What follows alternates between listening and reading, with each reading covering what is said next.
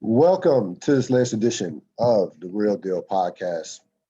I'm your host, Cyril Gerald-Quinn. Hope everybody out there enjoyed their weekend. This is, of course, episode 764. Getting close to 770. So before you know it, it'll be 800 in a few months. But tonight we have a special guest joining the podcast. She's been on here before, and it being Women's International Day, I just saw it as it's just no reason why she would be one of my first choices to be on here. I think it would just makes perfect sense for her to be on here. Monique Malibet joins the program. Monique, how you doing tonight? I'm doing good. I'm doing good. Thank you for having me. Now, Monique, you are, of course, one of the top 100 realtors in the DMV area. Um, you also are a part of Young Black and I Invest. What tell us about Young Black and I Invest before we get into the to honor Women's International Day. Yeah, so Young Black and I Invest is my podcast that I launched a couple years ago now. And just we essentially what we do is interview people and we just talk about everything from like finances and we talk about Black excellence. And I'm actually going to relaunch it and start it up again this year. Last year, things slowed down a little bit because the real estate market got a little bit crazy. I got super busy. So I'm excited to get it launched and started a little earlier than what I typically do during the year. But that's essentially what it is. And it's just my like little alter ego, podcast, I like to say. Yeah, definitely looking forward to hearing great things from Young Black and I Invest. Just pushing real estate and entrepreneurship to the next level, hopefully. And Black excellence. Black excellence, yes, first and foremost. Um, of course, this is Women's International Day, a special day to say the least. Of course, is Women's History Month in general. And when you woke up this morning, when you saw all the number of reports and articles and things celebrating this day, what were your initial thoughts? I honestly, it was just that, not going to say it's about time, but it's about time that we, just get some recognition and some acknowledgement. Because as we know, women have been contributing to not just to America, but to the world for a very long time. Women are doing extremely well. We have been for some time as in general. But of course, many stereotypes out there make it seem as if women are not able to, succeed, outside of just, I would just say outside of the house, right? But women have been contributing to history for since the beginning of time. So it's just exciting that we're getting a real acknowledgement. And, it's actually Women's History Month started back in 1987 and it only just grew traction. I mean, they actually started with a Women's International like Day, and that was out in California, and that was years before. I think it was like 1981 or something like that when they actually started with that day. And no, actually, it might have been a couple of decades before, and then eventually, it grew in population and it turned into a month. So there we go. So there are a number of accolades celebrating women on this particular slide. For my audience, you see a Maya Chaka, who was the first, recently named the first Black women's NFL official. You see the likes of Madam C.J. Walker. You see the likes of Bridget Mason, Mary Ellis Pleasant. And you see what women have done in the business world. One out of every three businesses around the world are owned by a woman. Black women own 20% of businesses owned by women in general. I want to get back to Maya Chaka, the first women's NFL full-time official. Now, I guess is how you view it in terms of, yes, it's exciting to see that, but do you get frustrated seeing? And I was looking up a number of women who were the first in their respective fields, and there've been a lot of firsts Mm-hmm. over the course of the last 20 years. Yes. How frustrating is that to see, even in 2021, a first, this kind of late, this country's been around, for going on 200 plus years. Right. um, is it kind of like bittersweet to see? Yes, you're excited to see this person accomplish that and get the recognition and notoriety, but at the same time, you just like you said earlier at the beginning of the top of the podcast, it's about time. What are your thoughts? Yeah, I mean, essentially, I just feel like it's good that the firsts are happening. You could never be disappointed or be upset about that, because that just lets you know that we're making strides. But it is always frustrating that we're still hearing about women are the first, or even something as this is important too, but just as big as a vice president. Those things like that. It's frustrating because it's kind of like, we know why, it's the first, a lot of these women are the first. And it comes down to, an institution or, a system that is also sexist. It's very, very sexist. We're finally at a place where we can actually admit as a country that racism, which is so sad. It happened, last year during COVID, and we all know the reasons why, people start to really acknowledge racism. But it's also one of those things that sexism is also a huge, impact on why women are still the first for a lot of things, because it shouldn't be that way. But we know there's systems in place and there are people in power that want to limit, women's power. So it is frustrating to still hear the verses. Of course, I'm always excited. I'm a girl's girl. I have a lot of female friends, and I realize the power and the strength that we have. But it is always frustrating when you're hearing like, oh, this is the first time a woman has been able to do this, because we always know the reason why. Because we know women aren't like not capable. Women are more than capable, but there's so many systems and and power in place that's trying to hold women back in a sense. So the same as racism, there is sexism. Yeah, the two are kind of, are, I would say not kind of, but are definitely intertwined, to be honest with you, Yeah. which to me makes it, I just couldn't imagine. Now, I'm a black man, so, I faced a share of racism um, over the course of my lifetime. But Mm-hmm. the black woman, I mean, my goodness, like you, y'all have to face double duty. There's Right. racism as well as the sexism. Um, what you're a black woman, you're very successful. Um, how far do you think that we've come in just in your time and as an adult, and as you navigate through your career? Are we making enough inroads from that standpoint, for the black woman, for the woman in general, but in particular for the black woman?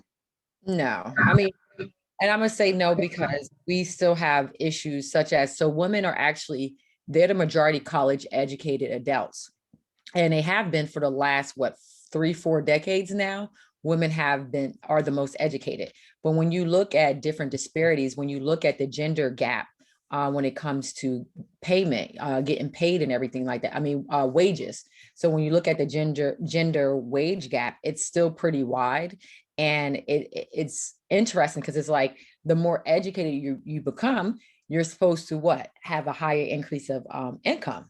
But Right. we're still not seeing that. And it's not like this just started happening yesterday. It's not like women just got educated last decade. It's been the last 3, 4 decades. So why are we still experiencing this? Or why are we still having why are women still limited on what we can do when we've proven that we clearly have the brains and the smarts to do it? You know what I mean? And then not just that, we also are the fastest, Black women own a lot of business. We also starting businesses at extremely fast rates as well. So, women, we're doing a lot. We're very educated. We're starting businesses, we're raising families. and then we're still limited on certain basic things. And, we're not even making the income, even though sometimes women are the ones, not only are we running the households, we're also the breadwinners too. So it just doesn't make sense. Something is not added up. And at the end of the day, when things like this are not adding up, it's a system. So I feel like we are making strides, but very small strides. And just like, many things, it's like technology, and it's like certain things are just not, technology is going really fast, but other things are lagging. So inflation is like different things like that you start to really take into account. Like, why are things moving so fast, and why are we going so fast in certain areas? But we are choosing, and I'm gonna say choosing, because that's what we're doing. We're choosing not to move fast in certain areas, but we're choosing to move fast in other areas. It just, to me, is make it make sense. How do you combat that? How do you, as an entrepreneur, as somebody, as a Black woman, how do you personally try to fight against the system that is clearly against you, and against a lot of women, to be honest with you?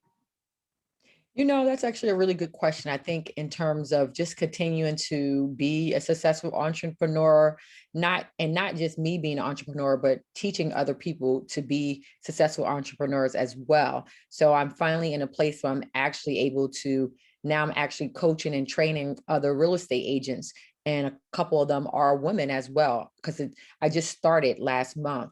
So it's super exciting to see, women getting into real estate. And when they reach out to me, I'm very open. I'm very like, let's get together. Let me teach you, essentially how to maneuver the game in real estate. So for me, it's just, continue to be successful. On top of that, making sure I give back.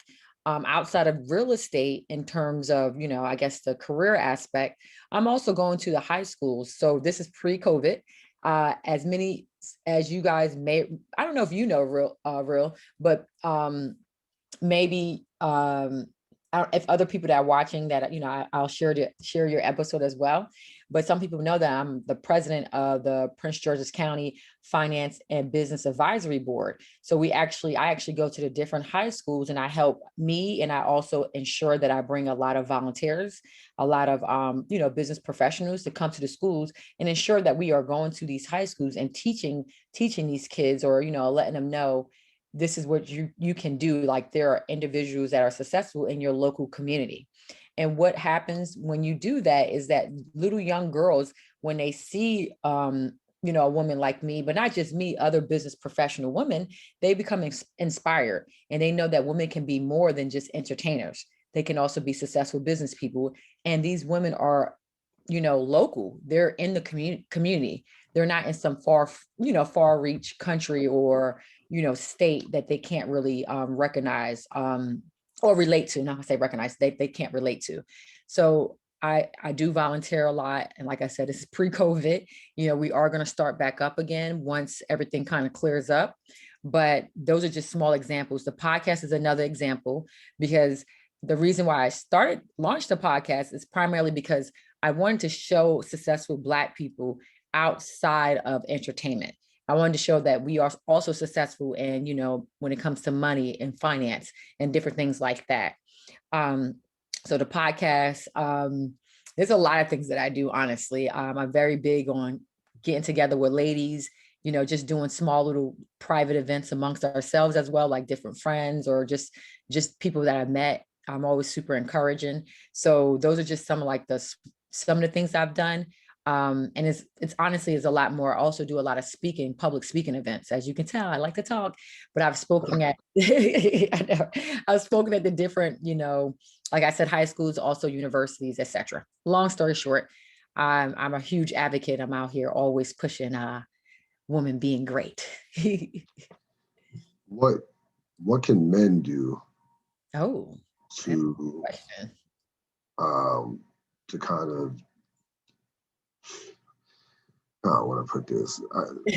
What can we do Yes. to kind of uplift women? Yeah. In particular, I'll get personal, to uplift Black women, because I noticed in this year, in particular this year, 2020, Uh, I think, and again, I can't speak for every relationship on God's green earth. I can't speak for every relationship, every relationship in the world between a Black woman, a Black man, or between a man and a woman. But there, to me, I still, in particular, even within the Black community, still see a divide, which is troubling. To be honest with you, even with the whole, even if I go the entertainment route with Megan Thee Stallion, Tory Lane situation, that transpired over this past summer. So I guess how can we close that gap as far as in terms of support? I mean, honestly, that's an extremely tough question because I don't think it's one thing. I think it's a lot of different things. I think in terms of just promoting each other, especially men, just promoting women as, less like sex objects and promoting us more like, respectable adults, to be honest, or just like someone that you see or view as your equal other than your less than. I get some of the, I hear people when it comes to like some of the biblical things, right? It's a good number of things that people will use to kind of justify as women not being their equal. But I think that is also I guess there's like a time and a space for something like that. And I don't want to get all, get religious and everything like that. But I think we need to stop viewing women as, men need to stop viewing women only as like sex objects. Stop viewing women as an object, period, like just their possession, right? And just view us as our equals and promote us in that light as well. Stop promoting women only in a sexual way. Especially, what's frustrating is that you were born and made by a woman. it I never fully understand why men, can be so angry towards women and specifically Black men. And I get the music and all that stuff like that, but that's music. Yes, it would be nice if athletes, not just athletes, but it would be nice if these entertainers, because I'm gonna say like these rappers and stuff like that, because those are primarily the ones. It would be great if they would just speak about us a little bit more, positively in general. But that's entertainment, and they have their little art, whatever. But it would be good if they can get on board as well, as much as they're pushing, racism and that agenda to end it. I feel like they need to take those same steps and do that with sexism, because unfortunately, people view these entertainers as idols, and they think like, okay, they're rapping about this, so they're doing this. Some of them are, but a good amount of them are not. So it would be helpful if our, I guess, entertainers would step up, but just men in regular everyday life stop acting like that, because you're interacting with women on the regular, and a lot of these women are your colleagues, your mom, your brother, your sister. I'm not, sorry, your sister, sorry, and your friend or associate, right, or your colleague. So it's just very interesting why men, continue to kind of just treat women as objects, sex objects specifically. So I said promoting women in positive outlets and viewing them as your sister, whether they're, someone that you're not that close with, but you should still view them like as a sister, or maybe even your mom. So I think it starts with the small stuff first, and then we can gradually grow into bigger things, as Women's International Day, or not just Women's International Day, International Month, and make it a consistent thing year round, not just a day or a month. So hopefully that makes sense. I may have been rambling a little bit, but what do you think? No, I think it makes perfect sense. I think that, like I said, it troubles me to see the amount of hate that goes that's geared towards women, in particular Black women. Right. Now, here the thing about that is, and we as a society, and especially within the Black community, we have to unfortunately, we have to unlearn a lot of stuff. Like Right. going back to the decade of the '90s, the '90s was wild, especially in hip hop. Some of this thing, like even in movie, like you go back to like Revenge of the Nerds, Back to the Future, like Back to the Future. Marty McFly's, Biff tried to rape Marty McFly's his mom, Marty McFly's mom. Like that was rated PG. That wasn't even R. So I did not know that. I gotta watch that again. Yeah, the first one, it's like oh wow, in the parking lot, and that was sexual assault. Like we didn't, but again, that was the Revenge of the Nerds. That was regular. right. That was on the regular, you know what I'm saying? And Revenge of the Nerds was rated R. Movies like Porky's, things of that nature. So even with the music, a lot of lyrics and things that were demonstrative towards women, or just lyrics that are wild in general. Just like it's stuff like there's a lot. It's a lot to unlearn that we have to unlearn from now, from the past up until this point. And unfortunately, think about it, it took a whole Time's Up movement just to be like, hey, it's not okay to sexually harass a woman in the workplace. I mean, like, think about that. Put that in perspective. Like, that should be obvious, but power is that came from a lot of power, and that came from hundreds and hundreds of years of basically getting away with abusing women and women, feeling like, hey, I'll lose my job if I speak out against my boss, or advance and not being in a place of power in order to speak up against a lot of guys who are out there, the Harvey Weinsteins of the world, and what have you, Bill Cosby's, and a number of other guys, Kevin Spacey, excuse me, and those guys that were out there doing what they were doing. So, and go ahead. Good that it's good that you brought that up, because I think it still comes down to, like, it's been 100 years since women actually, were allowed the right to vote. Even then, not all women were allowed. It's kind of like, in a sense, not even in a sense, it's like when slavery ended, not all slaves were free.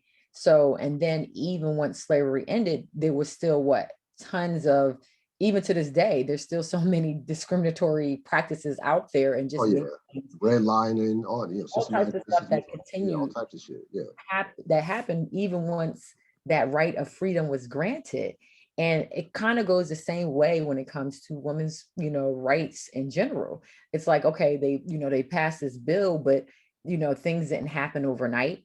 And then on top of that, there was still a point where women weren't even supposed to still be working.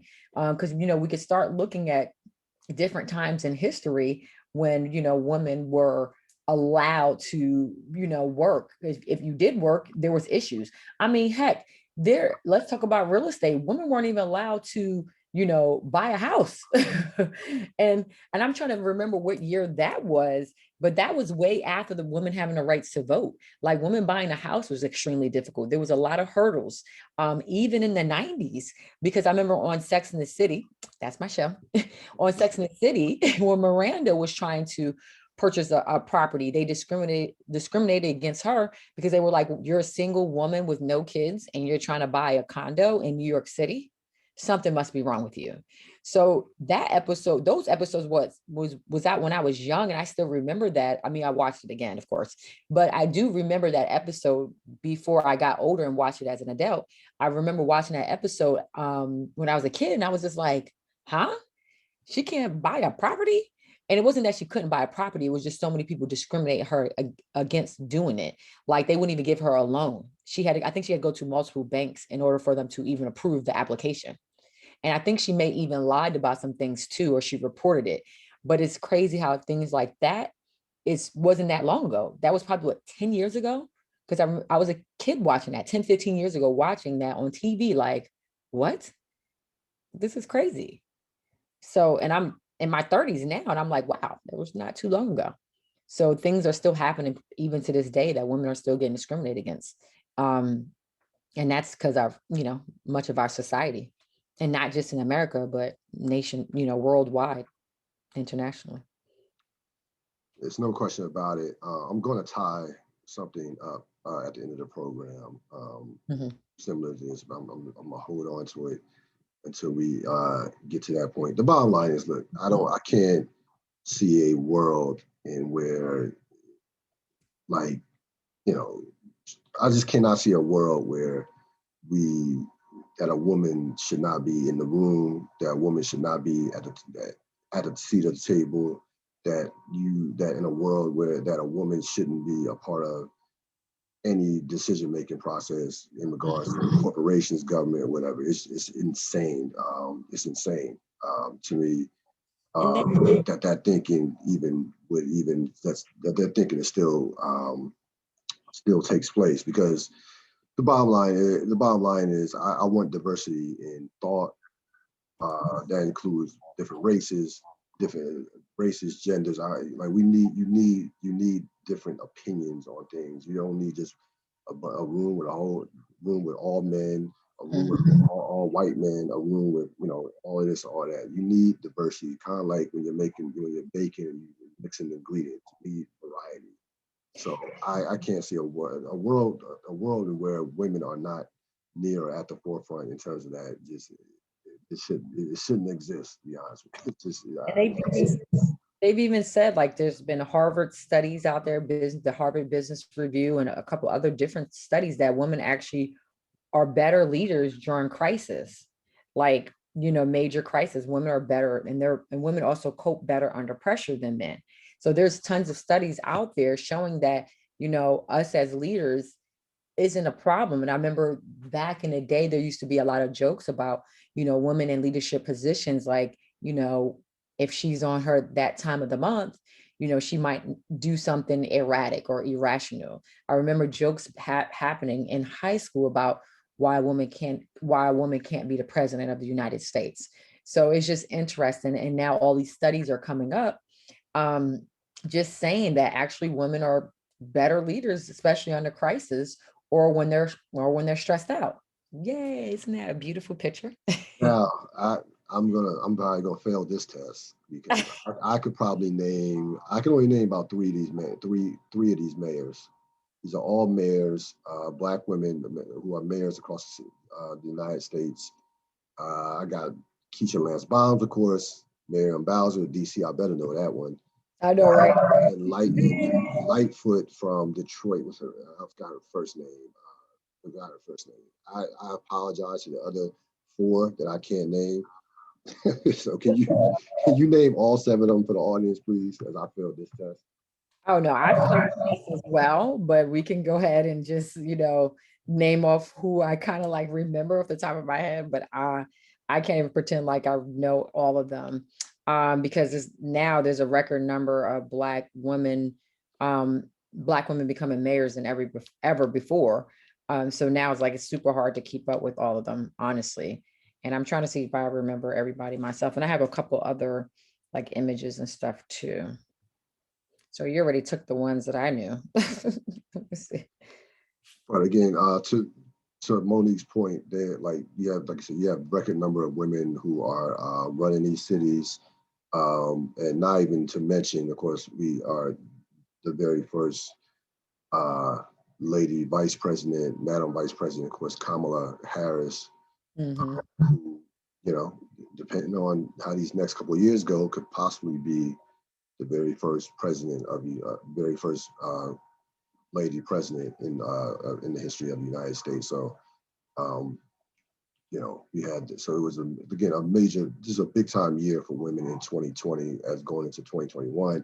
And I certainly shouldn't leave out one Stacey Abrams, who I'm not gonna say single-handedly, but was the driving force behind Georgia being flipped to a blue state. And by the way, they are just, the backlash on that has just been, it's unbelievable. Republicans are trying to go all in on voter suppression right now in Georgia as they lost their minds, considering that state has been flipped. So, And did you say the left, Keisha Lance Bottoms. You said her. Yes, I said her. Okay, you did. Okay, and the green is VI Lies or Charlotte. Okay. And then I don't know about everybody else. I'm trying to see if I can see. Was that Lori on all the way to the right? Because I think she is Lightfoot, I think Lori Lightfoot, yeah.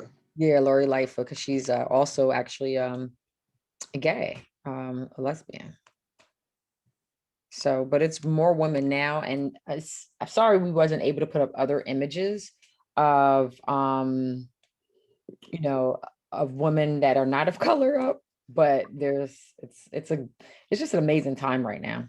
No, this was absolutely the perfect image. I definitely, this will be on the podcast poster. To be honest with you, I'm going to put this image on the podcast poster when I release it. So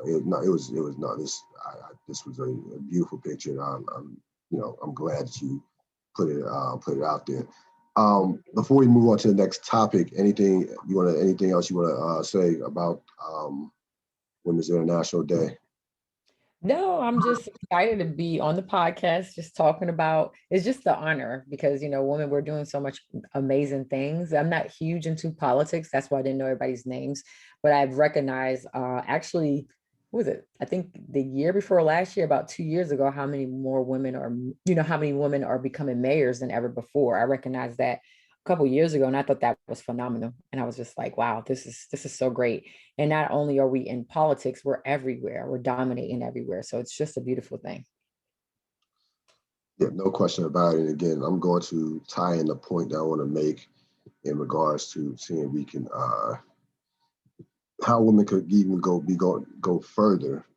And I'll tie that in at the end of the program. So, folks, we have a lot of heavy lifting left in this podcast. We have a lot of heavy lifting. We have a lot of subject matters that will be, want to say controversial. You want to say of note. Yeah, it's going to be, it's going to be some stuff that we talk about moving forward that will not be may not be pleasant, may not be a lot of fun, but this is what we do. No matter what the subject matter is, we can discuss it. One subject matter that won't fall into that category is filters. So now filters have been around for a couple of years now. There's nothing new per se. They're relatively new, but they've really taken. They're really, I would say, the last 2 or 3 years, especially this particular year, as social media has kind of taken over the internet.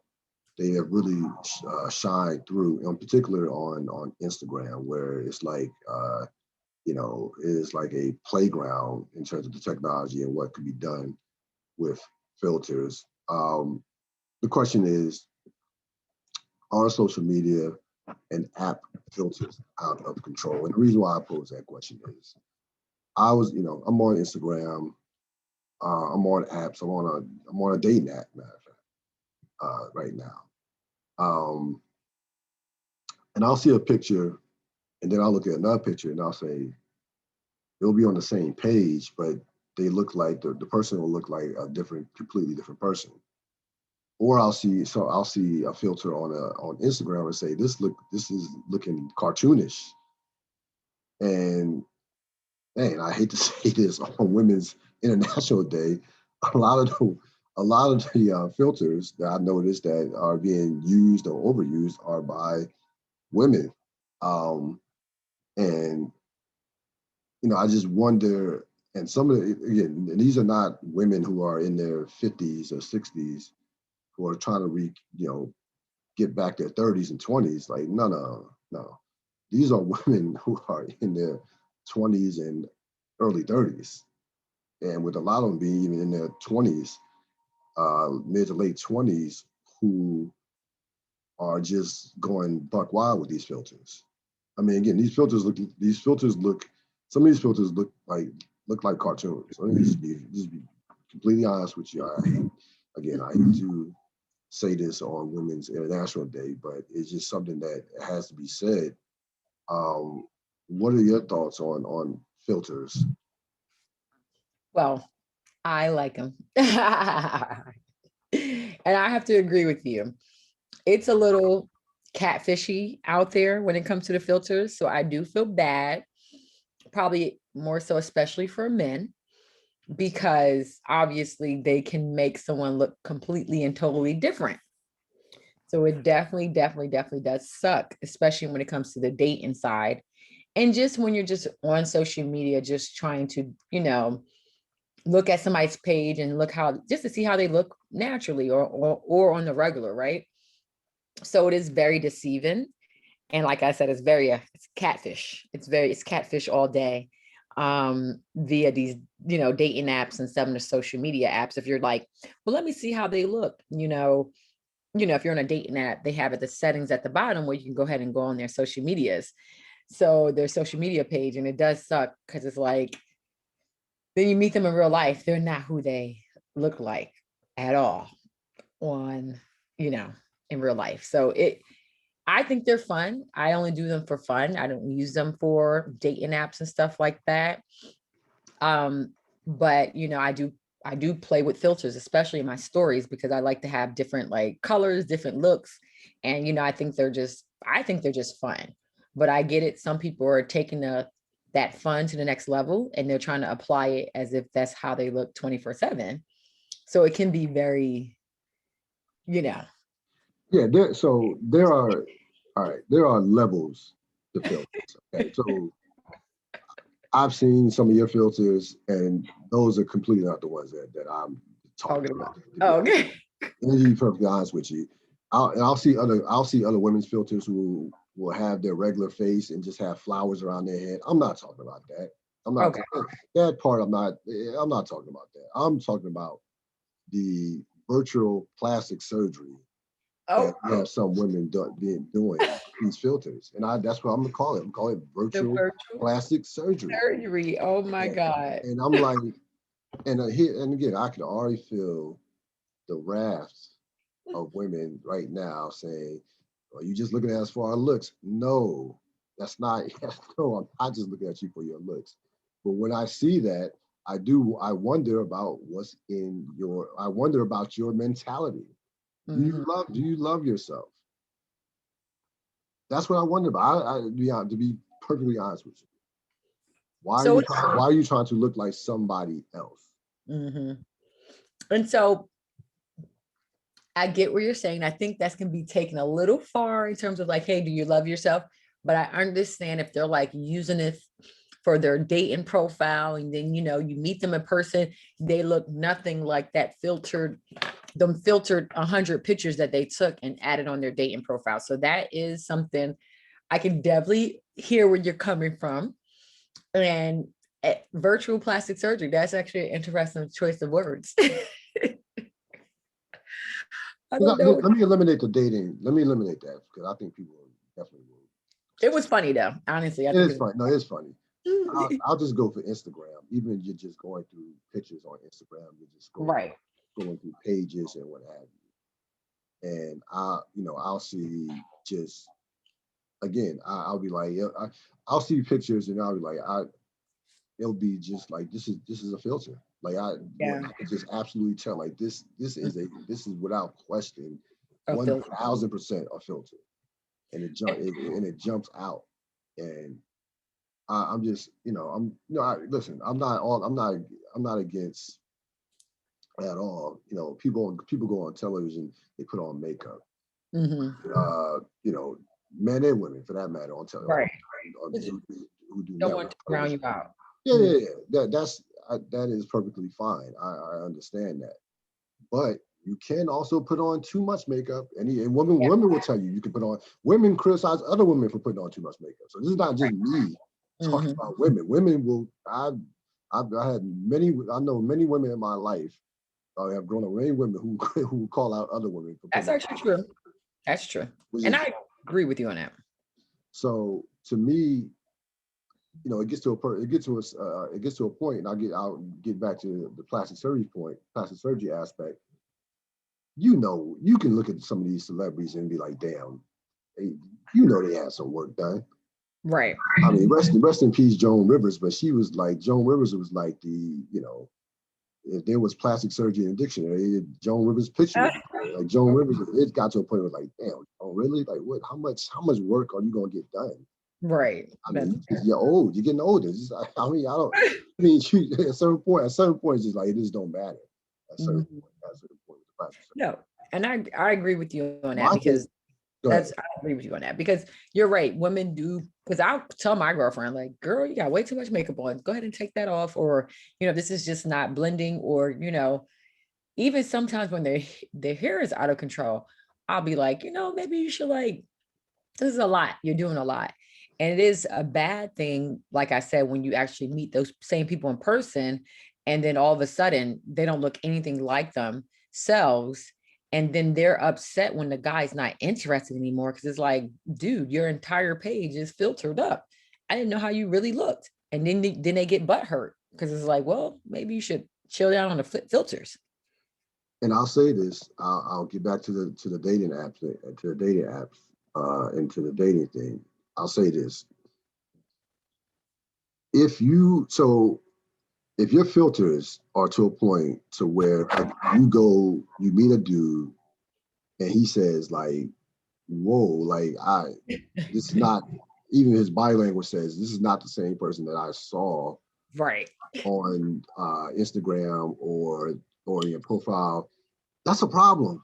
Like that, your filters, the difference between your filters should not be that distinct. Yeah.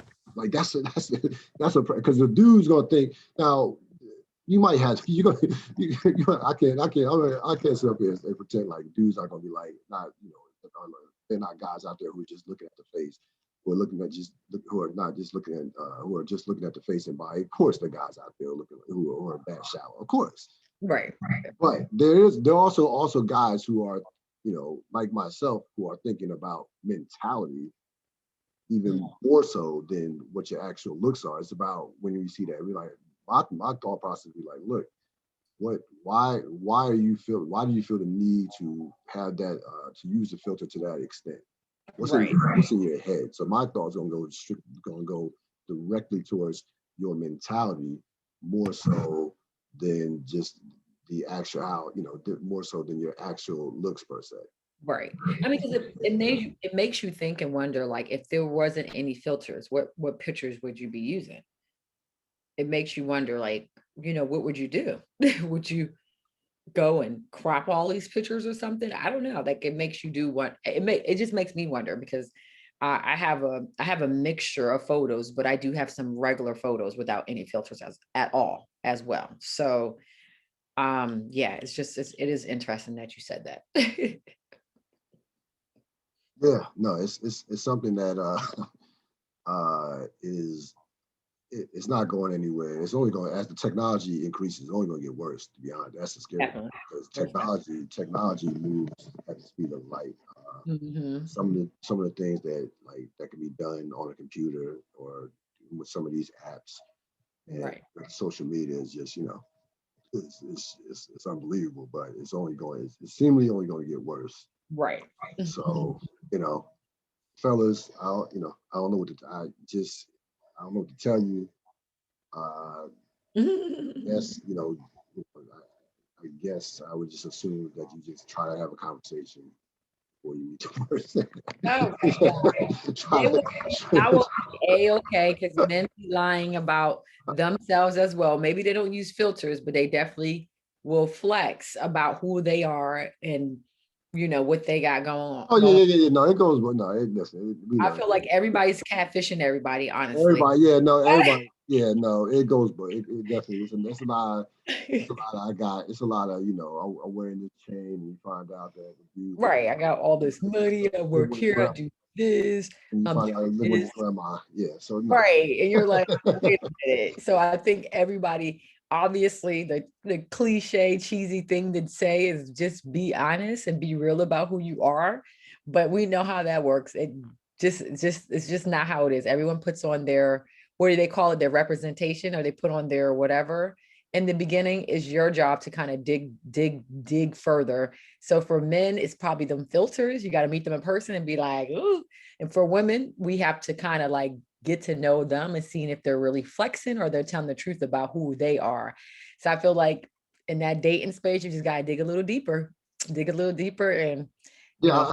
I think big picture, to me, big Right. picture in regards to social media and this, with regards to social media, is Mhm. that, and you know this as well as I do, that social media has created this fantasy, Alter reality. Yep. alternative reality, Mhm. and filters all filters are just contributing to that reality, to that alternative reality. Just that this is another tool that just kind of, separates people from what's real, and from being real, or from in terms of being their authentic selves visually. Mhm. And it's also a thing where it just increases increases our interest in the visual makeup versus, personality versus conversation versus things of that nature. Um, Again, and my message to people in general, because I'm sure that there are men that use filters as well. Don't make me don't I'm not I by know that. I've seen it. by any means. I'm not I've trying to seen say that it. only women use filters. That's definitely not true. Oh yeah, yeah. No, I've definitely seen it too. And it's just like, ew, So what's that's going on? yeah. I'm not gonna just point the fingers at the ladies from that standpoint. But Okay. but yeah, it's gotten out of control, and it's going to even get worse as we move into the future. Mhm. So, Monique, have you ever been to Mississippi? So no, I'm not. I don't know if I should say unfortunately or what, but no, No, I I'm saying haven't. I was asking, have you ever been? I was just So I'm really, like, I'm just joking around. I'm laughing because I'm like, wait, is that a? But no, I haven't. all right. So, been to Mississippi one time in my life. Uh, Okay. I was about 8 or 9 years old. Went to a family reunion. Uh, Family reunion in the I would say summer of 88, 87, around Okay. that, around one of those years. Had the best time of my life.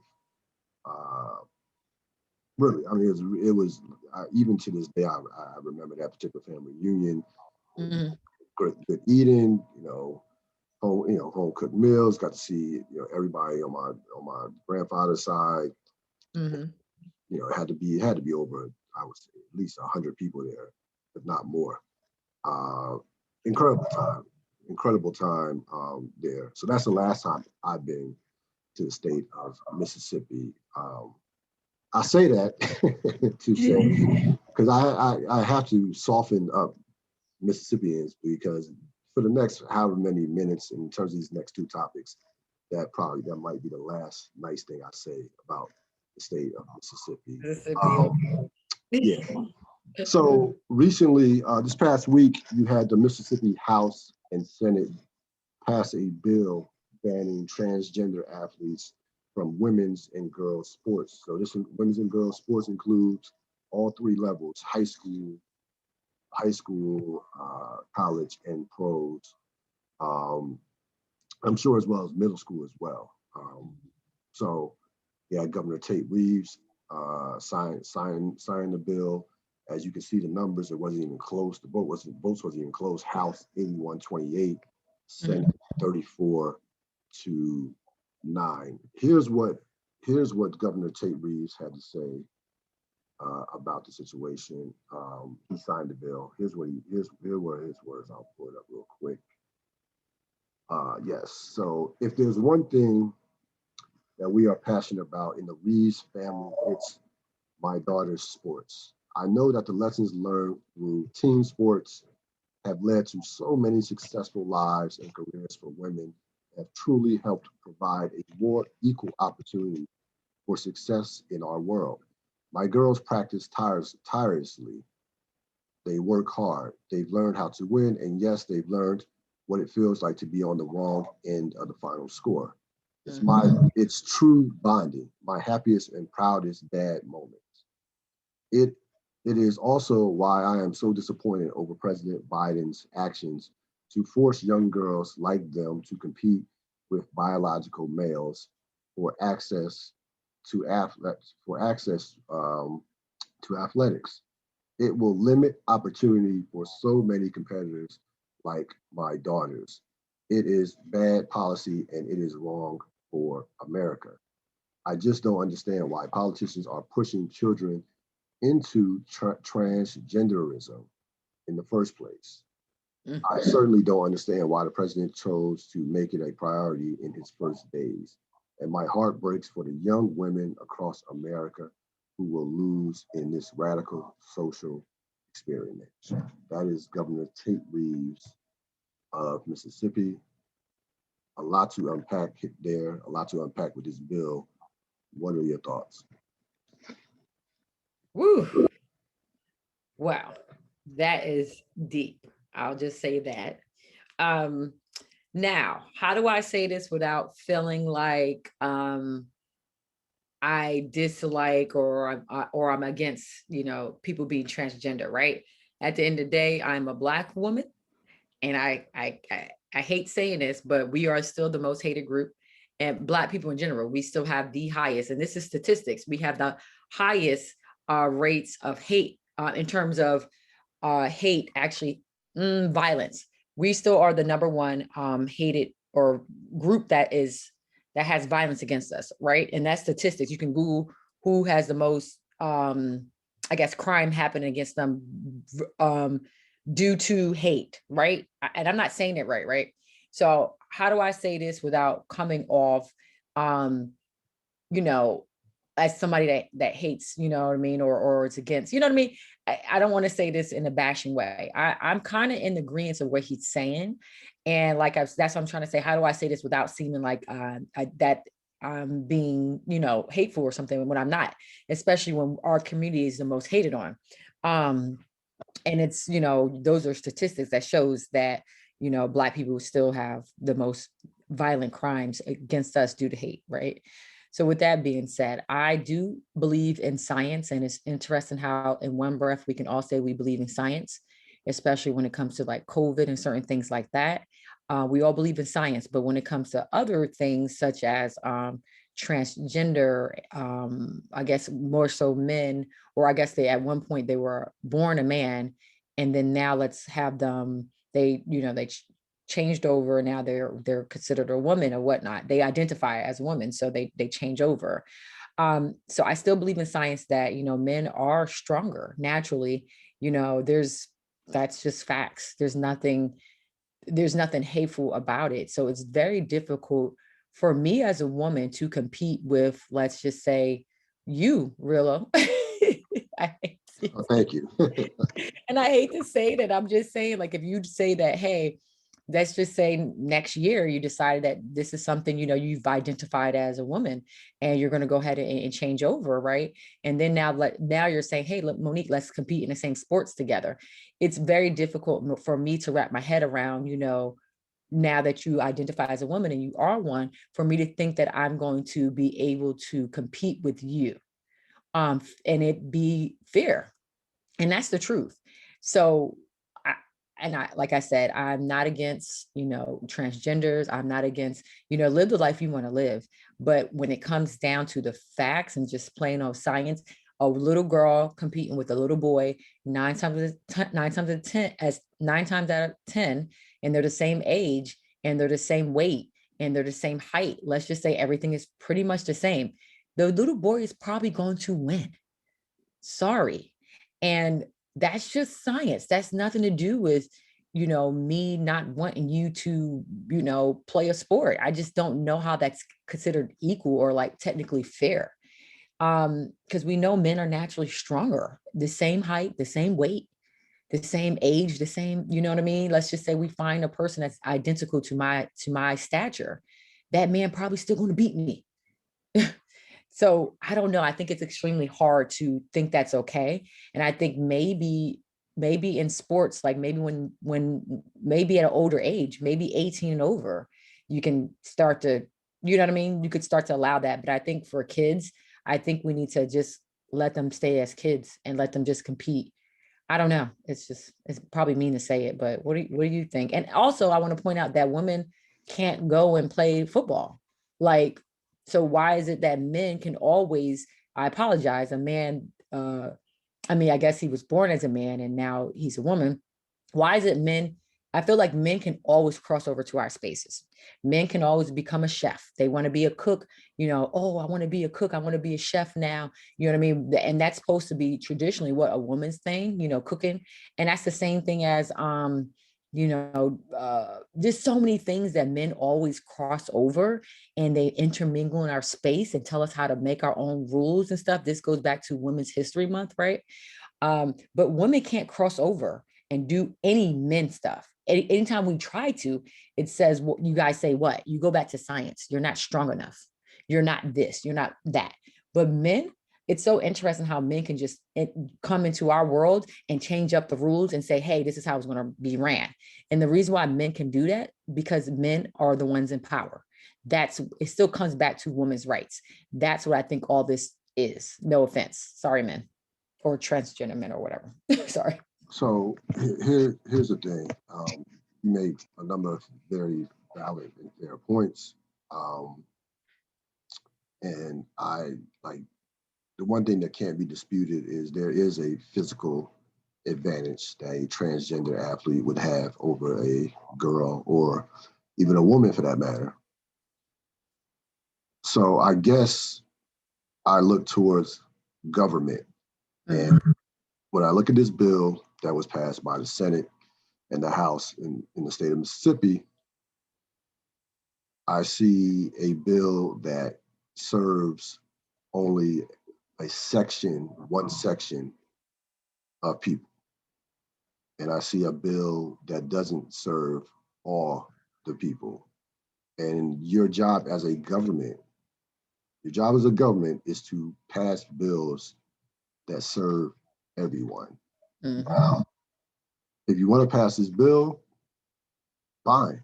You can pass this bill. But you know what? As a government, your job will be to find another option for the transgender athletes. Mm-hmm. So I'm all for fairness. If I had a daughter, from that, in terms of, unless she was just a super competitive type person who just didn't care who they would compete against, I wouldn't feel comfortable with her. I would feel some type of way about that from her compete against transgender athletes from a physical standpoint. Mm-hmm. But the government's job is to serve everybody.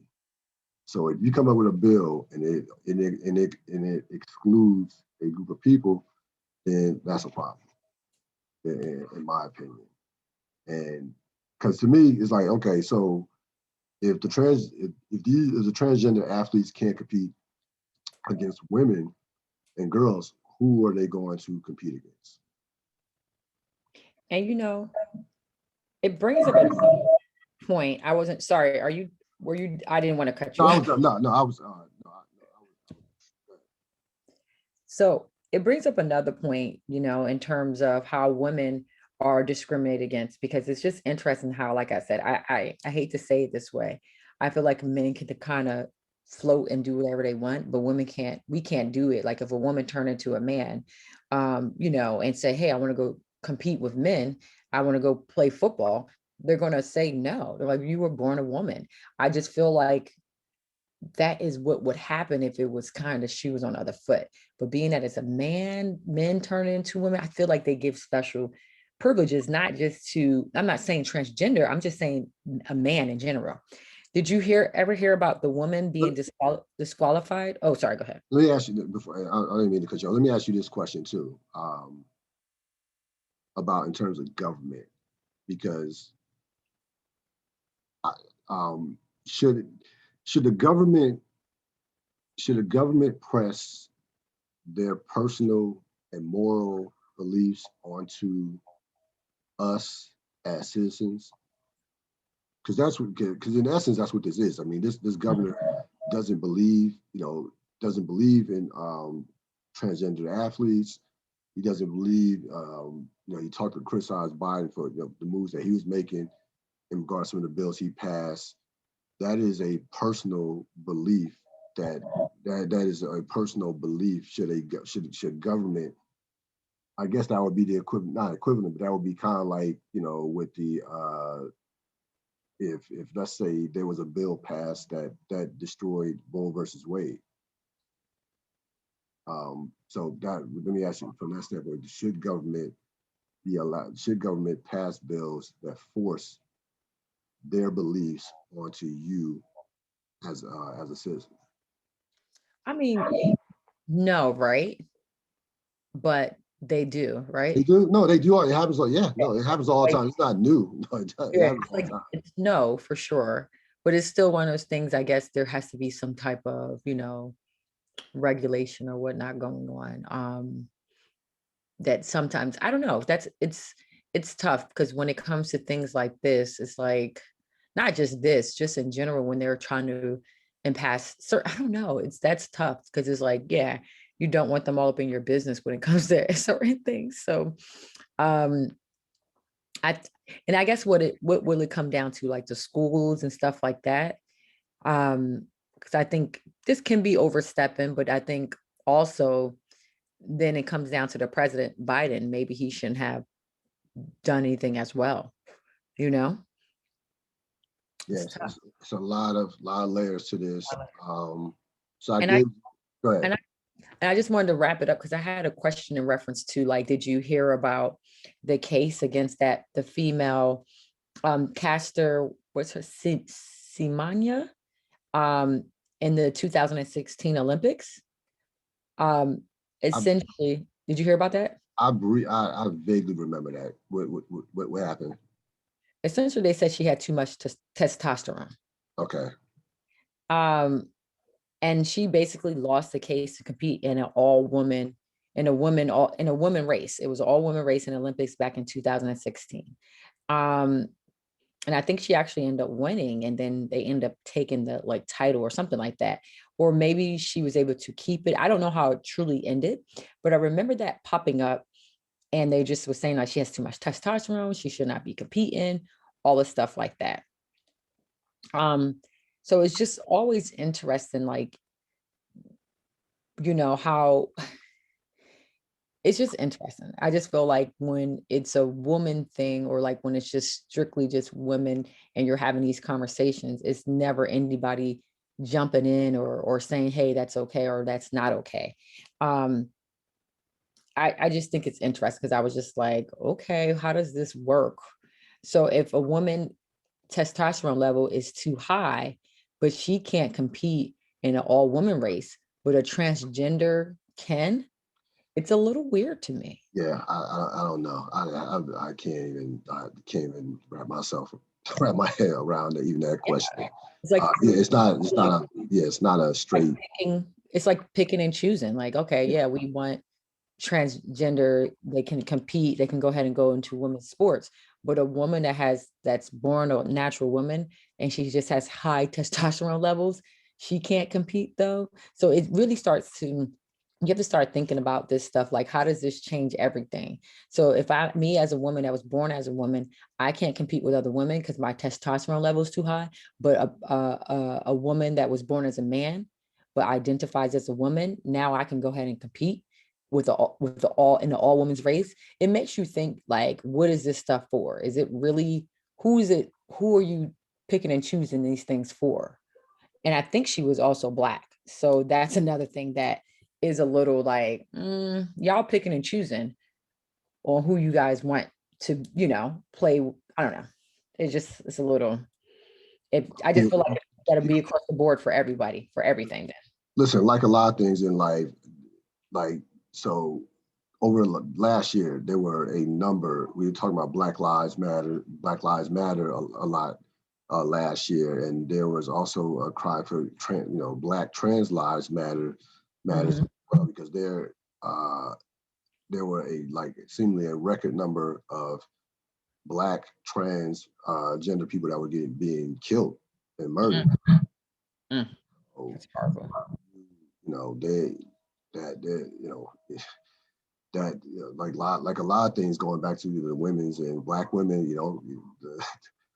more times than not, you're African American, you're going to get the short end of the stick, no matter race, color, gender, religion, whatever. In terms of from that standpoint. One last thing, I'll move on to the next topic. I have noticed that it seems like that parents are allowing their children to make that decision at younger and younger ages. I have noticed that in the last couple of years. Mm-hmm. Which begs another question, should you as a parent allow your 10-year-old or 8-year-old or 12-year-old, to go in that direction as far as that identification. It's a very slippery slope, to be honest with you, because you're going to catch it, being a transgender athlete, you're going to catch it. That's all there is to it. You're going to catch hell, from hate groups, conservatives, from everybody. Yeah, secretly, you're going to catch it. We'll see. I mean, I'm sure this is not the last that we're going to hear from this in terms of this bill. We'll keep everybody abreast in terms of what the fallout from this. Mm-hmm. So we're going to stay in the state of Mississippi. Mississippi. So, showing out today. Mississippi definitely, didn't have their best, maybe their greatest of weeks. So we have some middle school students that were asked to pretend to be slaves. Let me give you some of the details on this. I'll pull this up.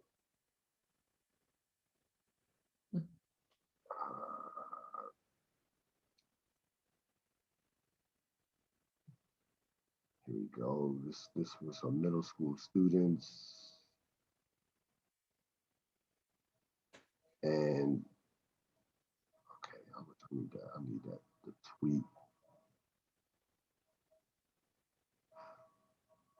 So basically, you had some students that were asked to pretend as if they were slaves.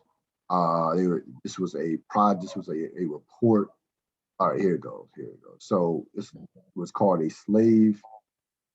It was called a slave writing activity. Okay, yeah, slave writing activity. It says, pretend like you're a slave working on a Mississippi plantation. Write a letter to your family back in Africa or another American state describing your life. You may discuss the journey to America. You may discuss the journey to America as well as the day-to-day tasks you perform. You may also want to tell about the family you live with or work for. I like how they put live with before work for, and how you pass your time when you aren't working. Write at least 3 paragraphs, 5 sentences. Here's what the superintendent had to say about it. Pull this up real quick.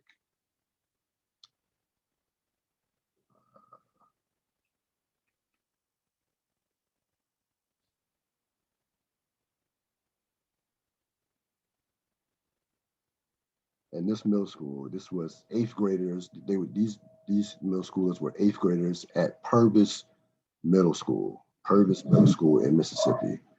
I want to pull up this quote. Pull up this. Okay, Lamar County School District Superintendent Dr. Stephen Hampton, who did not immediately respond to people's request for comment, confirmed the assignment was given to students, but said it was the end of a PowerPoint presentation meant to show the aristocracies and negatives of slavery. The purpose was to show our students just how horrible slavery was and to gain empathy for what it was like to be a slave. He told a ABC affiliate, WDAM, "We do not discriminate against race. We want to be sensitive to what happened in the past." Uh, give me your thoughts. I mean, I just feel like, because as if they couldn't just read and write up and read from a book or watch a movie. Like, these are middle school students at that. Like, I'm just confused. Like, I get there wasn't an intent. There wasn't an intent, right, to be like, malicious about it, right? Maybe that wasn't her intent, but that doesn't justify or, excuse or downplay that it was just wrong. I feel like these teachers, especially these history teachers, especially if they're not, I'm sorry, if they're not Black, like they need to get better lessons on how to teach, Black history in general. And they need to be taught how to teach it. And you're so busy trying to get creative where you're not even, you don't even, she probably doesn't even know the basics of Black history. So it's just always interesting how we have underqualified people trying to teach Black history. And this always happens. This is not going to be the first time. It's not going to be the last time No. that they do stuff like this. And they'll say, hey, they were paid and make up not say make up anything, because they're just that ignorant to teaching this subject. So maybe these schools need to do a better job at teaching them, or there should be a course. There should be a real course. There should be a real, like, no, I don't know. I'm not going to say no one should be able to teach Black history, but I feel like there needs to be more accountability from the schools and also the teachers to take real lessons on, this is how you teach it. And this is how you don't, this is how you teach it without being ignorant or, doing stuff that just stuff like this. It's like you're trying to get creative and this is not the time or the place for it. All right, so just yeah, I completely agree with that. Here's the thing: I've been in education going on 18 years now. Mhm. Matter of fact, be 18 years in March, starting March of '03. So, and I've been with every grade from pre-K through 12 over the course of my career. Mhm. The education system is, and I don't care how good, how great, or how bad the school, the education system does not entail or is not going to tell the story, the real story of Right. slavery. Period. Mhm. Period. So this is, and I hope parents are listening to this because this is where you play the ultimate role. I don't care if you have a straight A student, okay? You gotta know what the hell is going on with the curriculum and with if you have to know what message the school is sending to your child. What are they teaching? What are they teaching your children? Because in a case like this, yeah, you can get offended and you can get offended by it, get knocked to school. Okay, what's the next step? The next step should be for you to actually show your children, your child, what slavery was like. Like explain in eighth grade, they're big enough to where you can give them the unfiltered version. Hey, explain the castration that men went through, or pregnant women having babies ripped out of them, or families getting uh, separated from each other, and not, or lynchings and things of that nature. It is a trust me. By the time you get done explaining the real the real shit, they won't have any problem with empathy for slavery, for slaves, or for that time period. If you allow the school to tell that story, that is the story that they're going to hear, and that can go like that.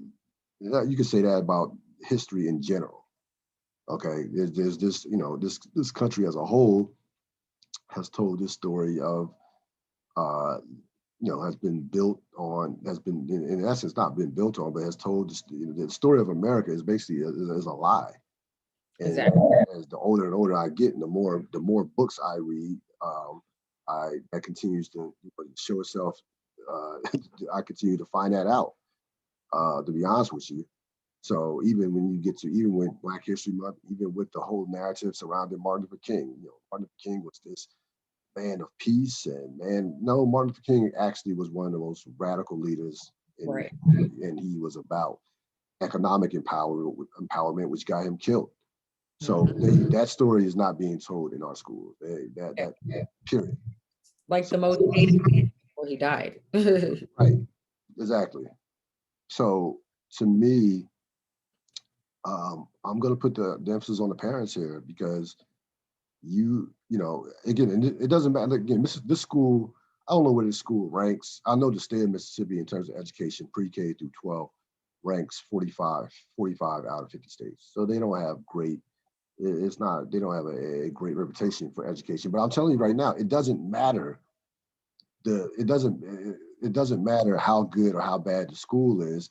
These texts, they tell basically the same story in regards to the curriculum. They're not telling you the real story of America, especially when it comes to African Americans. I'm telling you that. I'm telling you as somebody who's been in this game for 18 years. Right. That story is not being told the unfiltered way that it needs to be told. And I still do. I definitely agree with you to put some of it on the parents, but it still needs to come down to these teachers. And no offense, especially these white teachers, stop trying to be creative with slavery. Let it go. I'm sorry. You don't even know the history yourself. And then now you're trying to go in front of a classroom full of students and you're trying to get creative and say, hey, write a letter and tell me how bad you know what I mean, write a letter about slave, you know what I mean, what you're experiencing and going through. Like, I just feel like, why do they need to do that? Like I said, the teachers. Listen, if you're a teacher, you just gotta know what the hell you're talking about. If you right. Don't, they can't read a book to see how bad it was. Right. They can't watch a movie. Why do they need to write the letter? Like, I just thought I'm just saying that the teachers are trying to be creative on a topic that they barely know about. So I think that's where they went wrong, this school district and specifically this teacher. Stop trying to be creative about how you're teaching slavery. Yeah, and I mean, and you call it creativity. I call it just flat out lying. Because when I said that, I told you that part when they said journey to Africa, journey to America. There was no journey. The slaves. There was no journey to America. I missed that part. Yeah, you didn't. Oh, you didn't hear that part when I read that? Yes, that was part. That was they said that. I thought you said something about paying them or something like that, and I was just like, they always do that. They said tell them about their journey to America. So that's just a blatant lie, you know, pure and plain and simple. So yeah, no, teachers actually have to know what the hell they're talking about. Yeah, how can you teach something that you have no knowledge of it or don't have the proper, or you are ignorant to it. So that's not, that goes without saying. Again, I can even say that, and I'll even say that in terms of regards to parents gotta, this is where you go to the PTA meetings and what have you, hold the school accountable. Period. Yeah, most definitely.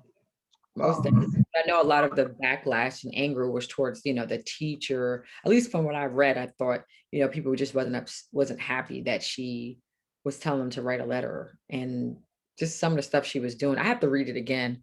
The backlash was about the idea that anytime the word plantation is used, I don't know if you heard the story. Did you hear this story about the coach who used that with his team? You hear that's the dude from who's the coach from Creighton? No. So all right, so this coach from Creighton, I forgot what his name is, McDermott. His son plays in the NBA, but Creighton's a good basketball team. He basically says, we can't. Now I want to look this up. Because I had to. Right. Yeah, so excuse what I said, guys. Previously, I misinterpreted. I gotta look up these comments that this guy. Okay. The college basketball coach, Greg McDermott.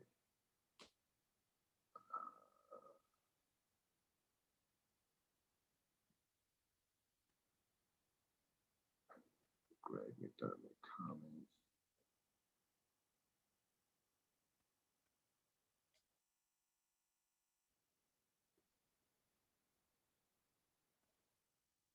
And then to make another point, this is just another example of also trying to, you have America trying to kind of dismiss what transpired 400 years ago. So that's part of it as well.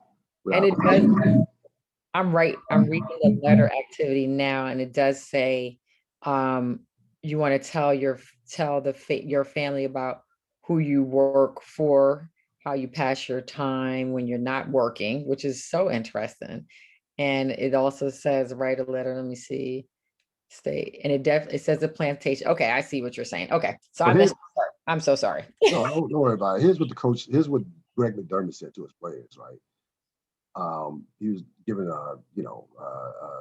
I guess a inspirational speech in his eyes. He says, specifically, I said, guys, we got to stick together. We need both feet in. I need everybody to stay on the plantation. I can't have anybody leave the plantation. That's what he said. Yes. To a bunch of 18, 20-year-olds, which probably half of them are Black or African American. Wow. So he was, of course, he was suspended. He was not fired. He was suspended. The players didn't want him fired. But again, that's that anytime I mentioned, I brought that up because anytime the word plantation is used, that's definitely going to be a trigger. That's not a word to use in 2021 or in any year.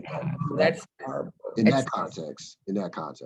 And I'm already very biased about sports anyways, because when it comes to sports, especially on that professional level, I always, how, everyone's been kind of saying it now, especially now that people are finally able to speak up openly about racism and that it still exists. People are finally speaking up about athletes and, the owners of the teams, and how honestly that feels like a form of slavery.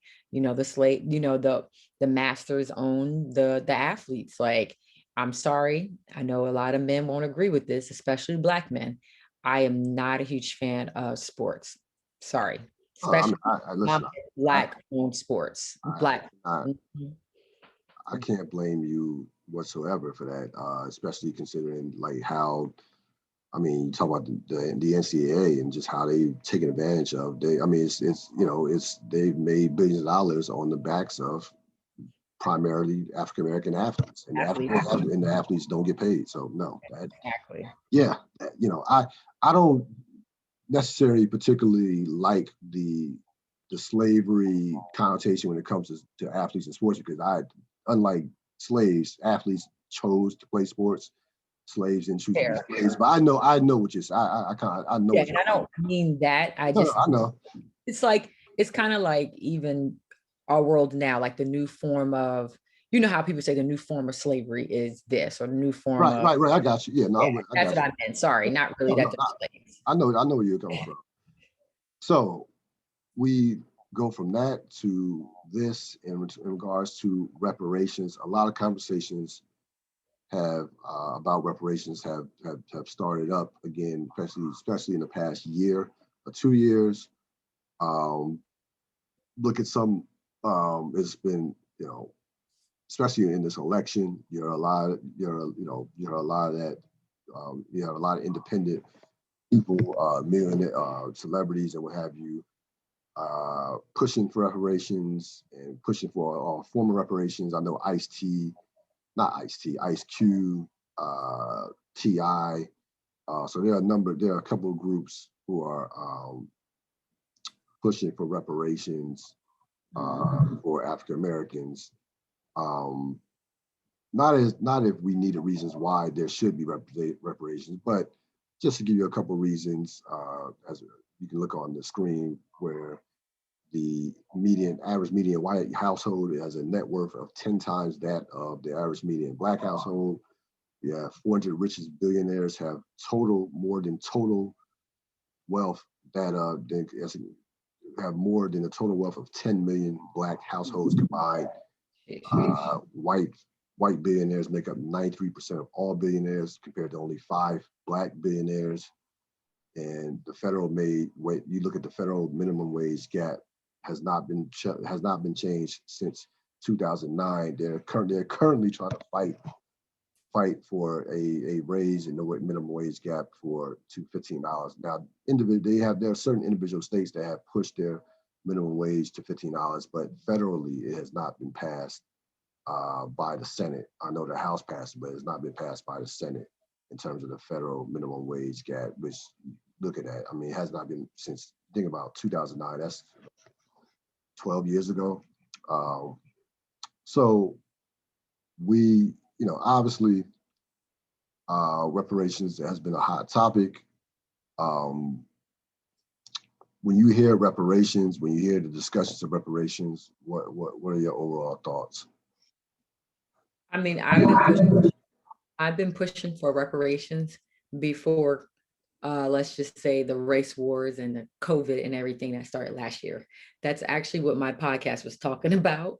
So I've been talking about this primarily because pretty much all the gains and everything that we made during the civil rights era have pretty much been wiped out, especially once the Great Recession hit back in 2005, right? So what happened in 2005, 2006, when the economy crashed, due to the housing market, my lovely industry, right? Back when that happened, everybody pretty much, money went down for everybody. Everyone pretty much plateaued. But what happened after that, when households started to recover, everyone else households, or I guess every other community but the Black community, wealth and their household, or their income or net worth or whatnot shot back up, right? Right. But Black people didn't. Why? Because obviously we were hit the worst during the recession. Those subprime loans was targeted in our communities first. And we already know when America gets sick, when America gets sick, what, Black people get pneumonia? Is that the saying that's out there? That is, I've heard that a time or two. Exactly. So it's already bad enough that there's been, outside of slavery, we've had all these obstacles and hurdles that were put in front of us on purpose. Even when we start to build our own cities and towns, what happened to them? They got destroyed or bombed or whatever. Magic. 1921, yep, Tulsa, 1921, yeah. Rosewood. And that's just one. It's so many communities that this happened to. So everybody wants to keep talking about, oh, Black people, you're not doing this, you're not doing that. Anytime we start to prosper, we are purposely targeted and our communities are destroyed. So we're talking about the massacres, that's Tulsa, Oklahoma, and Rosewood. Those are just one communities that we know about. You know what I mean? Just one cities that we know about. There's tons. Let's not forget about the Black banks that we had. A lot of them were destroyed, especially during the during Reconstruction. If you look at all the stuff that Black people did during Reconstruction, that was right after slavery. We had so much gains so fast. And what happened to all that? Good old Jim Crow came along and started all his laws, and then just in general, they started destroying our banks and everything that we did own or have. Anywhere we put our money, they made sure they took it from us, right? So with that being said, reparations is not something should just be a conversation. It needs to happen. And it doesn't need to show up in the form of just money. It needs to be a number of things, because in real estate, not just redlining, there's a whole book that came out a long time ago. And actually all the real estate agents started in our area. And last summer they started to read the book. And it was actually written by a white man. And I can't remember I have the book and I can't remember it right now, but he talks about all the different ways that the government purposely, put policies and laws and different things out there so Black people would not accumulate wealth through real estate. As we all know, or some of us like to pretend like we don't know, the fastest way to build wealth is through real estate. Yep. So during good old Reagan era and all these other eras, all these other lovely presidents that we have, there are a lot of programs and policies that they put out there that they purposely made sure Black people were left from out of. And if we try to, get on these programs and be a part of these programs, I mean, we can try, but we wasn't able. Many of us were not successful. So it's like, and this is the government that has done this. That's back in the 40s and the 50s. So this is after slavery. There's still so much points in history that we've been heavily discriminated against and kept from wealth. So reparations isn't something that's a maybe. It needs to happen. And I was speaking with some people yesterday. We talked about different ways it can show up. It can show up from taxes. That's just one way. It can show up in real estate. It needs to show up in our student loans, because why? Black people have the most student loan debts, because we don't have trust funds. We wasn't able to build generational wealth, because that's usually how people's Real estate and college education degrees are usually paid from the family. It's not usually by the individual that's going to college. Usually a parent or a grandparent pays for that stuff. And I know that for a fact in real estate. I know for a fact when people are getting $40, $50, $60,000 from their families, it's not Black people, because our families don't have it, because we weren't able to build that generational wealth. The book that Monique is talking about is called The Color of Law, I believe. Yes, there we go. Sorry, I totally forgot The Color of Law. I just looked it up, so don't give me too much. Perfect. So that's the perfect book. Read about it. It was written by a white man a long time ago, and he's been talking about what the government has purposely done to Black people. And this is after slavery. For all you, oh, slavery was so long ago. We're not talking about slavery. We're talking about literally when our grandparents were young. We're talking about when our parents were young. So it's not that long ago. And we have to stop saying that it was so long ago when it wasn't. It's literally one generation away. And at the end of the day, slavery is a direct correlation to the lack of wealth that we don't have today, because wealth isn't built through your income. Wealth is created over time. Yes. People need to know that difference, because most people don't know the difference. They keep saying, oh, I make 6 figures. You don't have wealth, boo-boo. That's your income. You're not going to become wealthy this way. You're not going to become wealthy by 6 figures. I'm sorry. People who have this made up thing, and I've studied wealth and inequality for a long time. They didn't just come up last year. And I hate to keep saying that, because people are finally having these conversations. And with these conversations, there's still so much ignorance around these conversations. So sorry, passionate about it. No, and you should be. We should be. Here's what I'll say about reparations. Like, reparations have been long overdue, not only with financially, but even just psychologically, what transpired, what this country has done to African Americans over the course of history.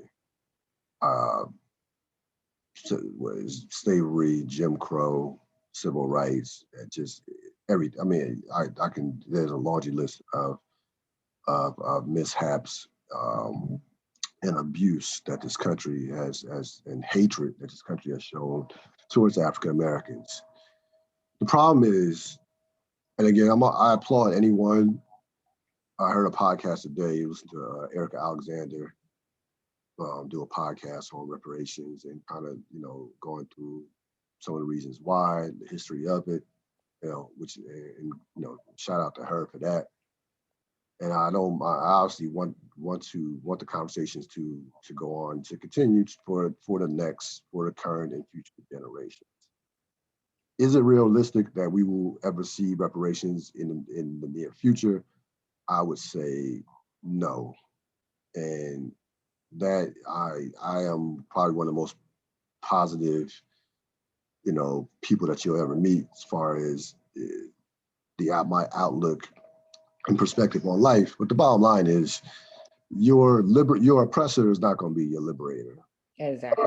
This country, and this is what I'm going to tie in everything almost that we've talked about, with the exception of maybe if I could even tie filters into this too, because filters is a part of the system too. So systems and institutions are not built to serve individuals. Systems and institutions are built to serve institutions and systems. So talk about the NFL.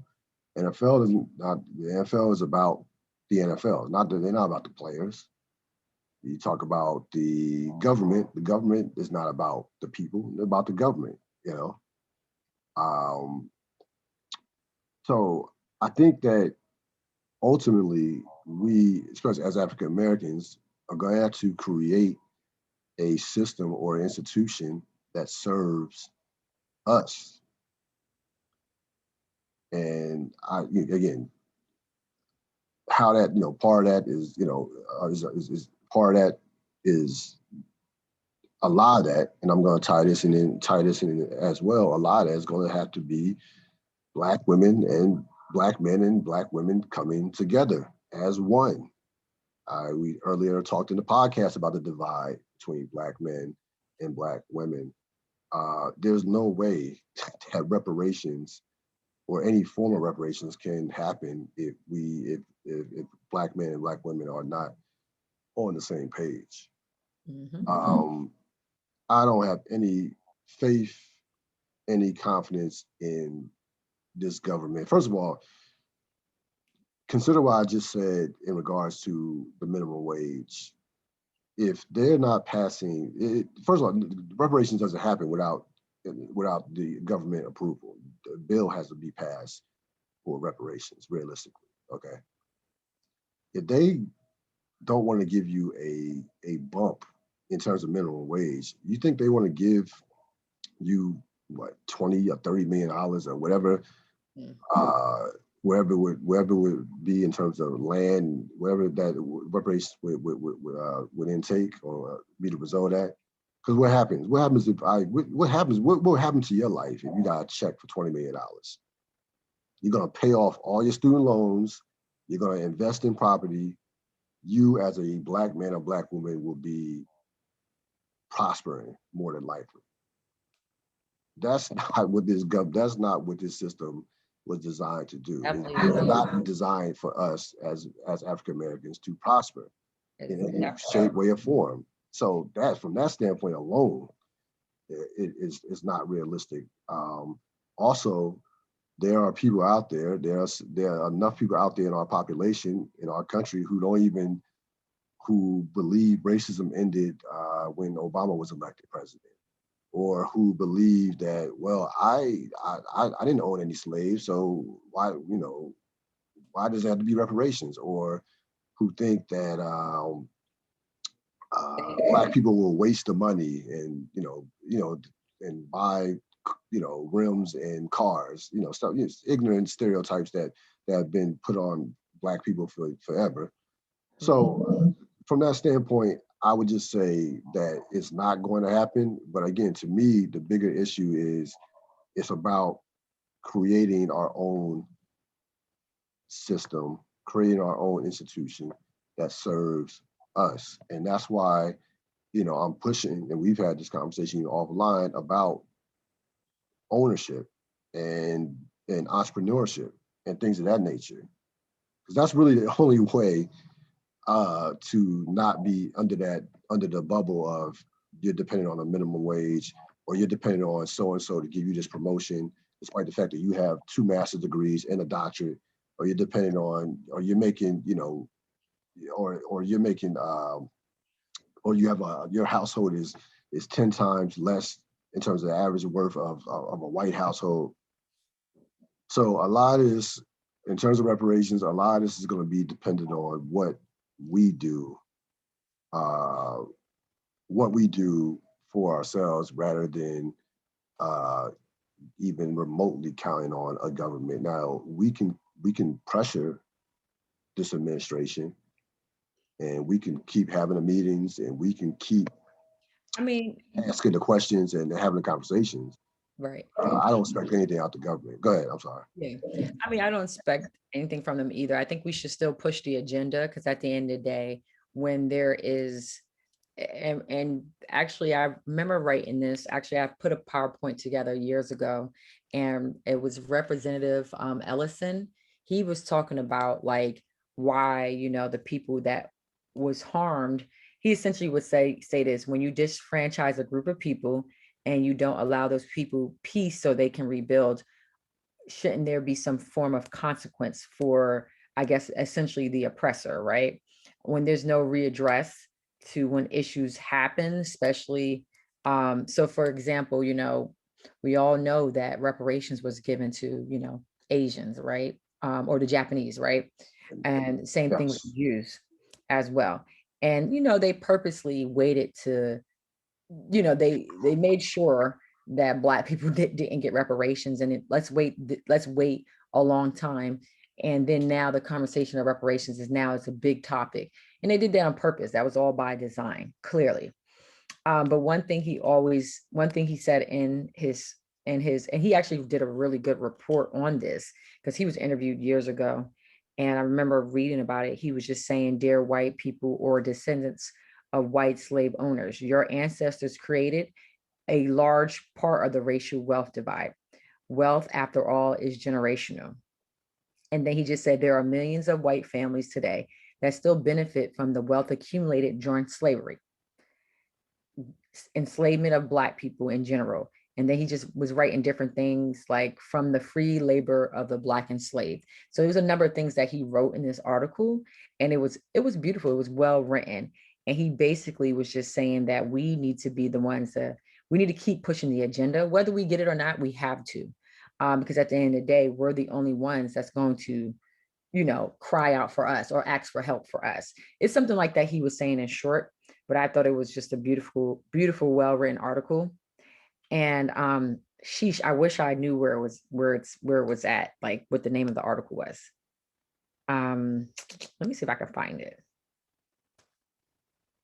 But that's in short what he was saying, like we have to be the ones that speak on it. Let me see. He said it in, he says, we need to do an active push. He said there ain't never been reparations for anyone for anything unless the plaintiff made a demand. No one who inflicts injury on anyone else, they don't volunteer reparations. If African Americans want to have a more in-depth exploration into what we've contributed to America, then we have to be the ones who make that call. And that makes sense. Like, why would I, what I mean? I'm not going to go, people that injure other people, they don't go out their way. I mean, maybe some people are naturally good people, but most of us, I mean, I don't think they are. So I just thought that was really important. There ain't never been reparations for anyone for anything unless the plaintiff made a demand. So no, you have to push the envelope. I mean, it's the same. It's similar to what we saw in the summertime with protests. Those protests led to some things getting done as right. far as voting, and getting the previous administration out of office. So you have to. There has to be a starting point. Right. Pushing the conversation and pushing the agenda is the starting point. Mm-hmm. What I'm saying is, will it happen? Yes. What I'm saying is, I have to be a realist, and I have to think big picture. And right. I from everything that I've seen out of this country and understand from the history of this country, it tells me that it will not be passed through government. It definitely won't. And I don't think it's going to be a check. I think it needs to show up in so many different ways where it can really help us move the ball. Like I said, from housing to student loans, or just, making sure we get free education, not even student loans, taxes. It needs to show up in all those different areas, not just a check. That's my sole belief. But like you said, will that actually realistically happen in our lifetime? Probably not. Yeah, I think that, again, to me, I think big picture, we have to really come together. Mm-hmm. And you mentioned those groups. Native Americans have also been given land. Yes. So that I didn't want to definitely want to leave them out.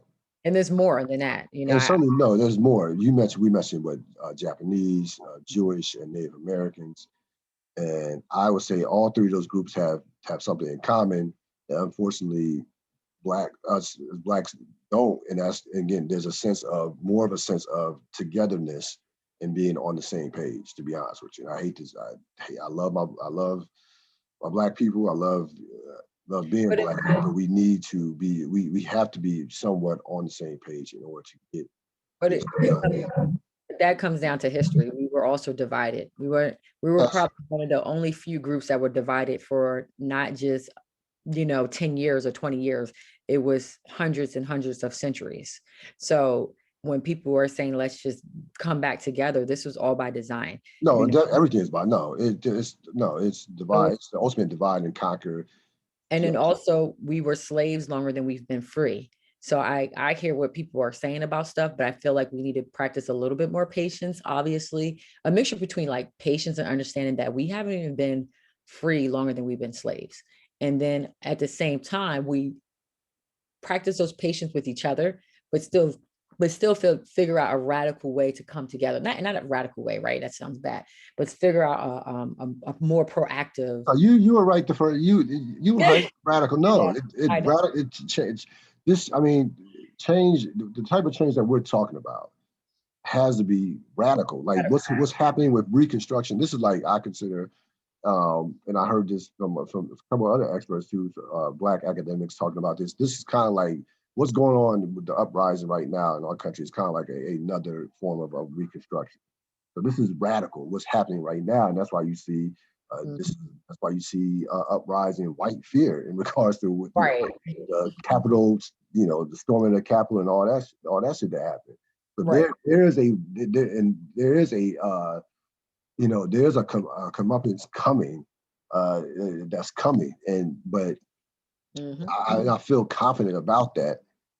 But in regards to, I definitely feel confident about that. But in regards to reparations, we have to find a way in order for anything to get done in the history of this country.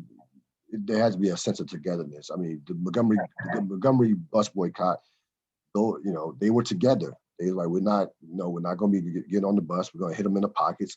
We're going to sacrifice. Got to walk to work, and they got stuff done. Period. So that it takes, like to your point, it takes patience.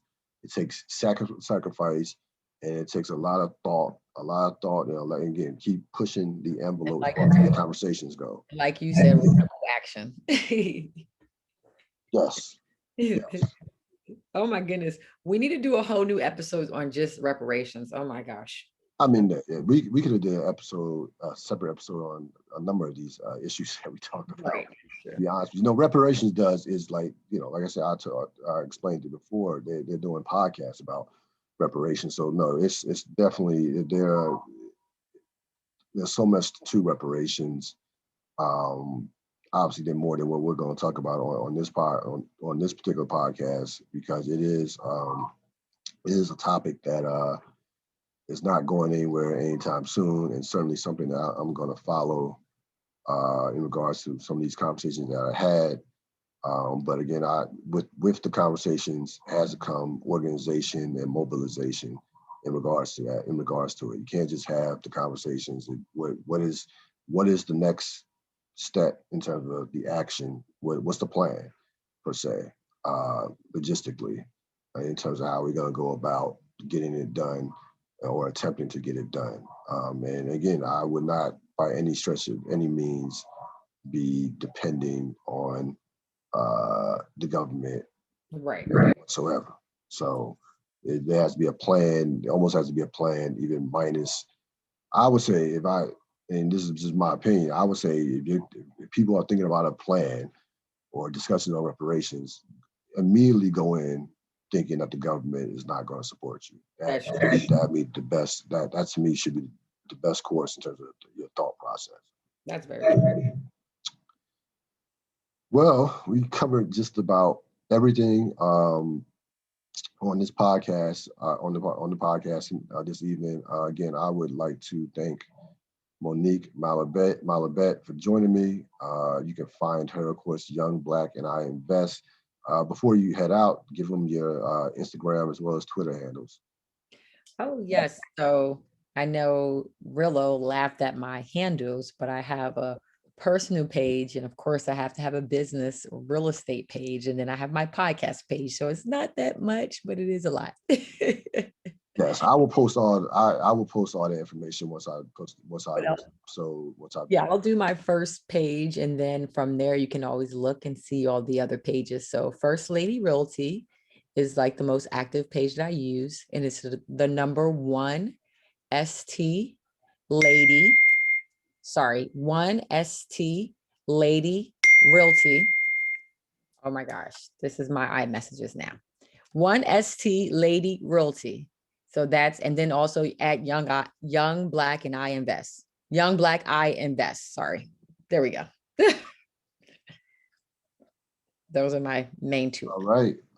And we're gonna be doing this monthly. So be on the lookout for another episode come April. Have fun. I definitely enjoyed this, and I'll be looking forward to hearing from you again on the Real Deal podcast with volume, will be episode 4 of Rillo and Monique. Yeah.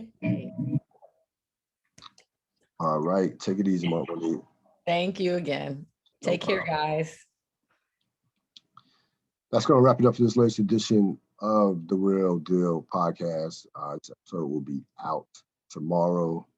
This episode will be out tomorrow, and have a great rest of the evening. Have a great rest of your week.